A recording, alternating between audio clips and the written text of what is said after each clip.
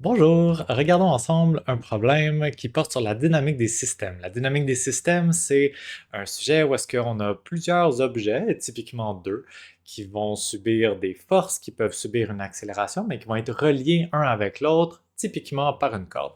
Alors ici, dans notre exemple, on a Julie et Marie, deux sœurs qui sont dans des traîneaux, un traîneau rouge pour Marie, un bleu pour Julie. Puis il y a une personne en avant qui tire le traîneau de Julie qui applique une force de 50 newtons 30 degrés au-dessus de l'horizontale et les deux traîneaux sont reliés ensemble par une corde qui est représentée en jaune sur le schéma. Le but du jeu, c'est de trouver l'accélération subie par chacune des deux filles et aussi de calculer la tension, celle qui est dans la corde qui relie les deux traîneaux ensemble.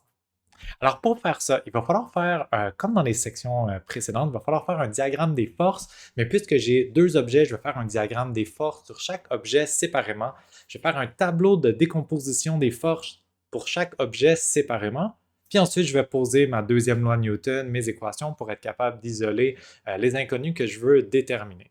Alors, j'ai déjà commencé à faire mon schéma. Dans le fond, j'ai tracé mes deux chariots, la corde qui les relie, la corde qui tire par en avant. J'ai aussi tracé mon système d'axes. Ce que vous pouvez remarquer, c'est que j'ai choisi de tracer un système d'axes séparé pour chacun de mes deux objets. Ça va être une stratégie gagnante.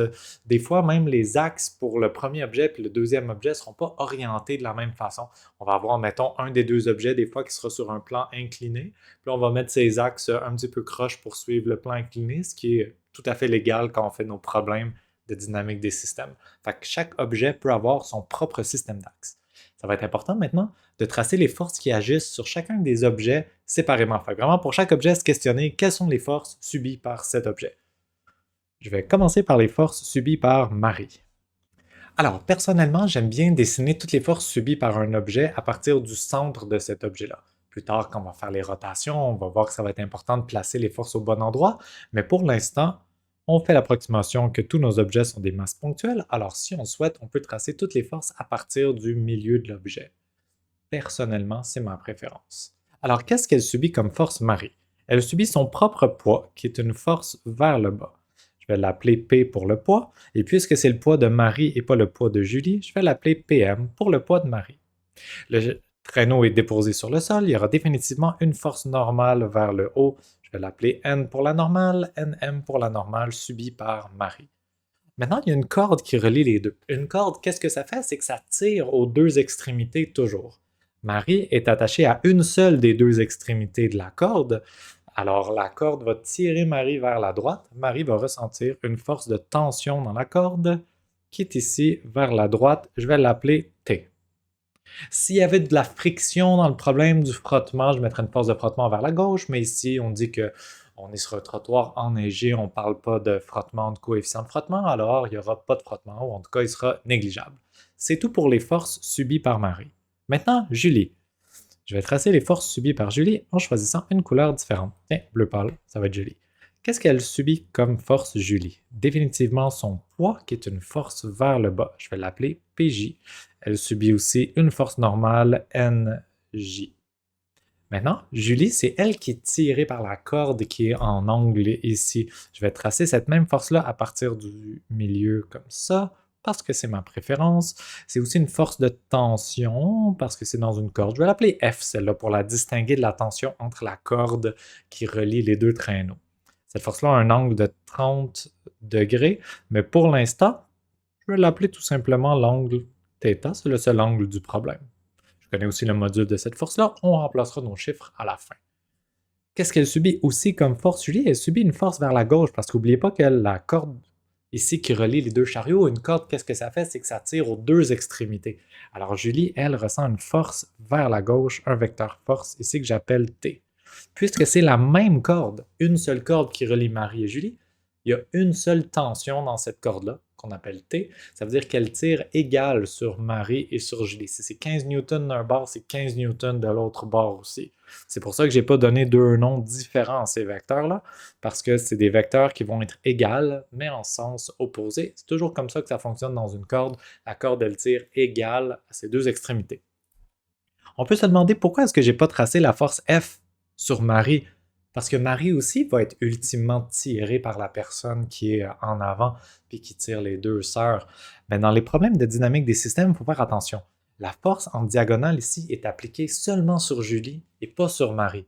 Alors, on force directement sur Julie et ensuite, c'est parce que les deux chariots sont attachés ensemble, parce qu'il y a une corde entre les deux, qu'il y aura de la force qui sera ultimement transmise à Marie. Mais il faut vraiment tracer, là, ça c'est le bon schéma des forces. Chaque objet subit des forces, il faut les considérer séparément. Maintenant, on est prêt à passer à la prochaine étape. La prochaine étape, ça va être de faire notre tableau de décomposition des forces. Puisqu'on a deux objets différents, Marie et Julie, on aura deux tableaux de décomposition des forces différents. Alors, chaque force sur Marie, je vais devoir la décomposer en X et en Y. Chaque force sur Julie, je vais devoir la décomposer en X et en Y. Et ensuite, je vais être prêt à appliquer ma deuxième loi de Newton. Allons-y. Alors, qu'est-ce qu'on a pour Marie? On a trois forces tout simplement. C'est le poids de Marie. Je l'écris avec un vecteur, la normale de Marie et la tension appliquée sur Marie, que j'appelle tout simplement T. Pour chacune des forces, je vais la décomposer. Alors, je regarde ma force, le poids. Le poids est directement sur un de mes axes, il est directement sur l'axe des Y. Puisque le poids est directement sur l'axe des Y, il n'y aura aucune composante en X, puis il y aura tout le module du poids qui sera en Y. Le module du poids, c'est la masse de Marie fois la constante gravitationnelle G. Je vais choisir mon signe aussi, plus ou moins, mais c'est dans la direction du Y négatif, alors du coup, ça sera moins mm fois G. J'ai pas besoin de mettre de cosinus ou de sinus parce que mon poids est directement sur l'axe des Y. Alors, j'ai pas de sinus ni de cosinus, puis de l'autre côté, j'ai 0. Tout ça, c'est correct. Pour la normale est dans la direction positive de l'axe des Y. Alors, encore une fois, j'aurai 0 en X, il n'y a pas de composante en X pour la normale, et j'aurai la force normale de Marie ici. La force normale est vers les Y positifs, alors je peux juste, pour dire, mettre le plus ici. N'oubliez pas de ne pas tout de suite remplacer la normale par exemple mg ou des fois mg cos θ. Laissons la normale juste comme n dans le tableau. Puis quand on va appliquer nos lois de Newton, on pourra déterminer la valeur de la force normale quand ça sera nécessaire. Si c'est nécessaire, ça ne sera pas dans ce problème-là. Pour la tension dans la corde, la tension, elle, est parfaitement sur l'axe des X, parfaitement à l'horizontale, et vers les X positifs. Alors, je vais mettre plus le module de la tension. Remarquez que je ne mets pas de vecteur ici, parce que là, on est dans la composante en X de la tension. Il ne devrait pas avoir de vecteur. C'est plus le module de la tension. Je n'ai pas besoin de mettre de sinus ni de cosinus, parce que la tension est parfaitement en X. En Y, c'est 0. Alors, j'ai terminé mon tableau des forces pour Marie. Je vais faire maintenant celui pour Julie. Qu'est-ce qu'elle a comme force, Julie? Elle a le poids de Julie. Avec un vecteur, elle a la force normale de Julie. Elle a la tension, celle-là est vers la gauche, et elle a aussi la force F qui est en diagonale. Je vais tasser un peu pour qu'on soit capable de bien voir. Voilà. Alors le poids de Julie, on n'est pas en X, on est seulement en Y. Pour la normale, elle est aussi en Y vers les positifs. Ensuite, pour la tension dans la corde, là, on est parfaitement vers la gauche, alors vers les X négatifs, aucune composante en Y. Et finalement, la force F, elle a un angle, alors ça veut dire qu'il y aura une composante et en X et en Y. C'est une force qui est en diagonale, elle n'est pas parfaitement sur un de mes axes. En X, je vois qu'elle est plutôt vers la droite, elle n'est pas vers la gauche, alors ça sera positif en X. Je vais mettre F qui représente le module de la force, ici on sait que c'est 50 newtons, et puisque c'est le côté adjacent, l'axe des X, le côté adjacent à l'angle, je vais mettre cos, cause de SOHCAHTOA. Cos, c'est avec le côté adjacent, sin, c'est avec le côté opposé. Pour la composante en Y, je commence par me demander est-ce que la force est vers le haut ou vers le bas? Elle est vers le haut, alors je mets un positif. Je mets le module de la force qui est F, ici 50 newtons. Et pour sin ou cos, ça va être sinus parce que c'est le côté opposé. Quand j'ai cosinus d'un côté, j'ai toujours sinus de l'autre côté. On a les tableaux de décomposition des forces terminés pour nos deux objets.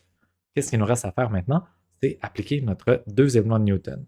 Techniquement, notre deuxième loi de Newton, ce sont 4 équations, parce que j'ai Marie, pour laquelle j'ai ma deuxième loi de Newton en X et en Y, et j'ai Julie, pour laquelle j'ai la somme des forces en X et en Y. Donc au total, on pourrait appliquer 4 fois notre loi de Newton en X et en Y sur chacun de nos deux objets. Dans ce problème-ci, tout ce qui m'intéresse, c'est l'accélération, puis l'accélération va seulement être en X Et aussi, on n'a pas de force de frottement, donc on n'aurait pas besoin de déterminer la force normale qui est appliquée sur Marie et la force normale qui est appliquée sur Julie. On pourrait, mais on n'en a pas besoin. Dans le cas où il y aura du frottement, là, des fois, on n'aura pas le choix de déterminer la force normale pour être capable de faire, mettons, mu-c fois la normale pour calculer le frottement. C'est pas le cas ici. Alors, la deuxième loi de Newton qui va vraiment m'intéresser, ça va être qu'est-ce qui se passe en X. La somme des forces en X sur Marie est égale à la masse de Marie fois l'accélération en X de Marie. Sur Julie, qu'est-ce qu'on peut dire? C'est que la somme des forces en X sur Julie est égale à la masse de Julie fois l'accélération en X de Julie.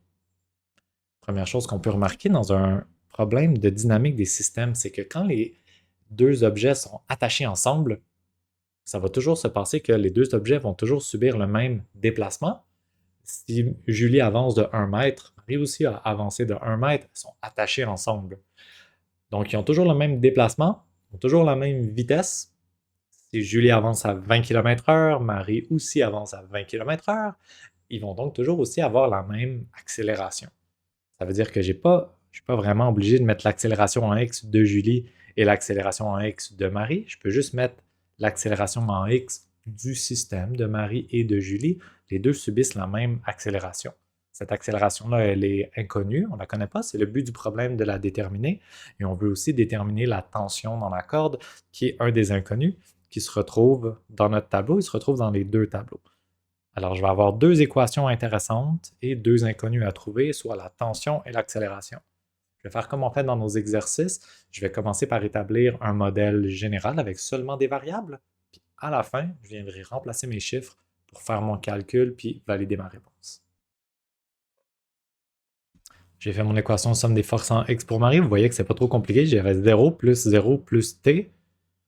J'ai fait la somme de toute ma colonne X pour Marie, puis ça m'a donné tout simplement T, la tension, est égale à la masse de Marie fois l'accélération en X de Marie et Julie, donc de mon système. Faisons la même chose pour pour Julie. Et voilà, j'ai ma deuxième équation. Cette fois, elle est légèrement plus compliquée. Il y a plusieurs termes dans cette équation-là. Mes deux inconnus, la tension et l'accélération, sont présents dans mes deux équations. Deux équations, deux inconnus, ça veut dire que je suis content, on a gagné. Il nous reste à faire un petit peu d'algèbre. Isoler un inconnu dans une équation, remplacer dans l'autre et venir construire notre modèle final pour notre variable. Je vais changer de couleur. Tiens, allons-y avec un beau petit vert pâle. Et on y va.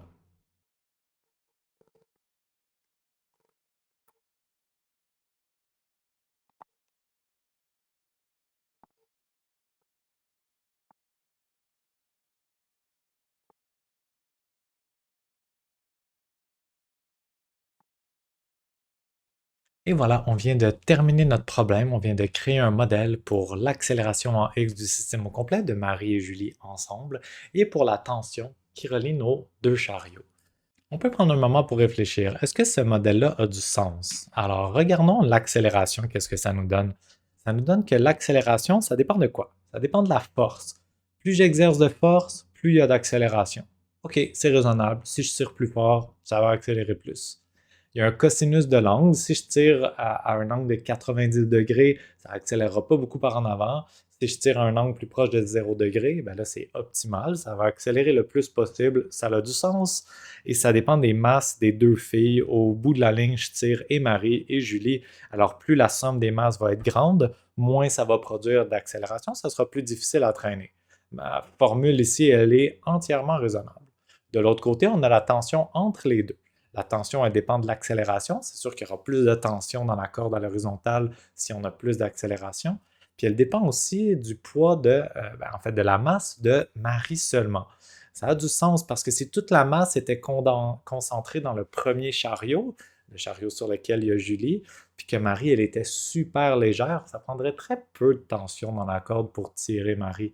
Au contraire, si tout le poids était dans le chariot arrière, ben là, on aurait besoin de beaucoup de tension pour tirer presque 100% de la tension de F fois le cosinus de θ. Alors, mon modèle pour la tension, je le trouve aussi raisonnable. Maintenant, qu'est-ce qu'il nous reste à faire? C'est simplement rentrer les chiffres dans la formule, faire la validation et voir que nos équations fonctionnent bien. C'est tout pour l'explication de ce problème. Vraiment, les choses à bien comprendre sur la dynamique des systèmes, c'est qu'on a plusieurs objets qui sont reliés ensemble. Il faut faire nos systèmes d'axes, nos schémas des forces, nos tableaux de décomposition des forces séparément pour nos deux objets.